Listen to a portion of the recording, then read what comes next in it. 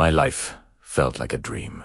I had a loving wife, Sarah, a successful career, and a circle of close friends I'd known since college. We were a tight-knit group, always there for each other through thick and thin. Or so I thought. The first crack in my perfect world appeared subtly. Sarah started working late, citing urgent projects. Our friends, Mark and Jessica, who used to drop by unannounced for game nights, became distant. Even my best friend, David, seemed to be avoiding my calls. I brushed it off as everyone being busy with their own lives.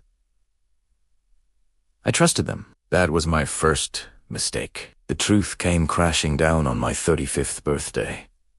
I'd planned a quiet dinner just for Sarah and me, but when I got home, the house was empty. A text from her said she was stuck at a last-minute work emergency and would be home late. Disappointed, I decided to drive to my favorite viewpoint overlooking the city. A place Sarah and I often went. As Primera pulled up, I saw a familiar car parked in the shadows. It was David's, and inside, I saw them, Sarah and David, my wife and my best friend. The sight was a punch to the gut, stealing the air from my lungs. But the nightmare was just beginning. I drove away, my mind a blur of betrayal and pain. I didn't confront them. Not yet. I needed to understand the full scope of this treachery. I started digging, quietly. I installed a recovery app on our shared tablet, and what I found was a group chat. It wasn't just Sarah and David.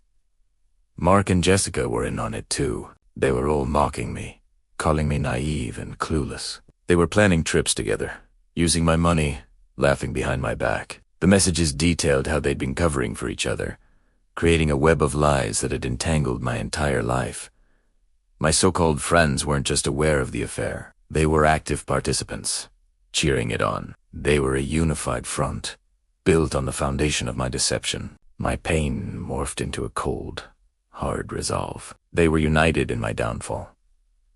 I would be the architect of theirs. My revenge wasn't going to be a single, explosive confrontation. It would be a slow, methodical dismantling of the lives they had built. I started with Mark and Jessica.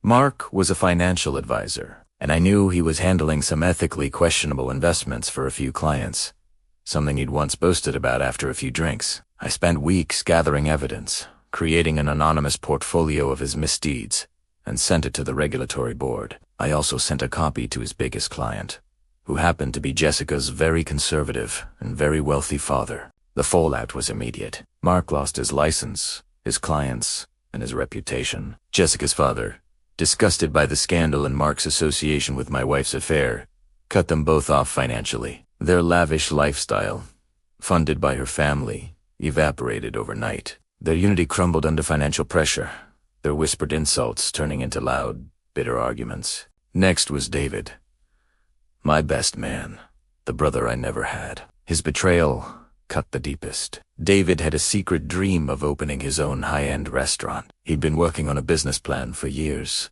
a plan he had shared with me in confidence. He had a meeting scheduled with a group of investors, a once-in-a-lifetime opportunity.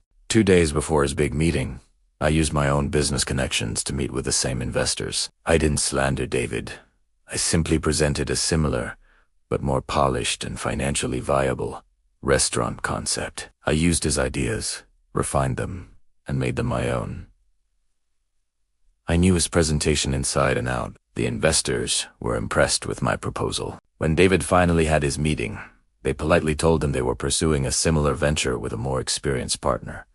He never knew it was me. His dream, the one thing he was working towards, was snatched away. He was left with nothing but a failed plan and the bitter taste of defeat. The cocky confidence he wore in those group chat messages was gone, replaced by a hollow desperation. Finally,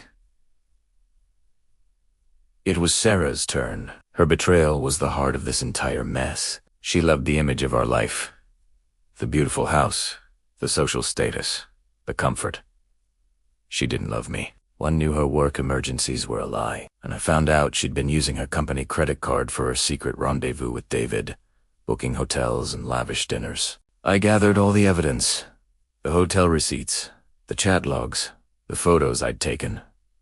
I didn't just file for divorce. I scheduled a meeting with her boss, the CEO of her company, under the pretense of discussing a potential business collaboration. In that meeting, I laid out the evidence of her embezzlement and misuse of company funds. I also made sure to accidentally reveal the full extent of her affair with David, who was a known competitor to their company. The consequences were swift and brutal. Sarah was fired immediately, facing legal action from her company for fraud. The divorce proceedings were a formality. With the prenuptial agreement and evidence of her infidelity and financial misconduct, she walked away with nothing. No house, no career, no money, and no friends. The group that had been so united in their deception had turned on each other. Mark and Jessica were broke and fighting constantly. David was a shell of his former self, his dreams shattered, and Sarah was left completely alone, the architect of her own destruction. They had built their little kingdom on my trust, and I tore it down brick by brick. Sometimes, I wonder if I went too far, but then I remember the gut-wrenching pain of that night, the sting of their laughter in those messages. They chose to unite in betrayal. I chose to let them break apart in the consequences. My revenge wasn't about shouting or fighting. It was about watching them unravel, each brought down by their own greed and disloyalty. The dream life I thought I had was a lie, but the clear, quiet solitude I have now is real. I'm starting over, and this time I'm building my foundation on my own strength, not on the fragile trust of others.